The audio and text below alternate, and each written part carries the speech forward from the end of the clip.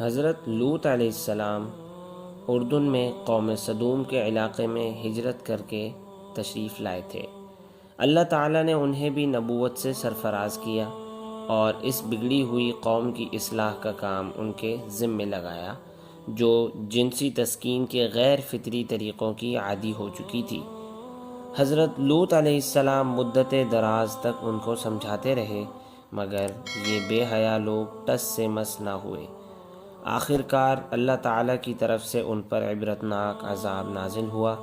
قوم صدوم کی بستیاں الٹ دی گئیں، آسمان سے ان پر پتھروں کی بارش ہوئی۔ حضرت لوط علیہ السلام اور چند اہل ایمان کے سوا جو اللہ کے حکم کے مطابق عذاب آنے سے پہلے بستی سے نکل گئے تھے، کوئی ذی روح زندہ نہ بچا۔ قوم صدوم کی بستیاں اس طرح بے نام و نشان ہوئیں کہ آج بھی وہاں ایک نہایت کڑوے سمندر کے سوا کوئی دکھائی نہیں دیتا، جسے بحر مردار ڈیڈ سی کہا جاتا ہے۔ اس سمندر میں کوئی جانور پیدا ہوا ہے اور نہ ہو سکتا ہے۔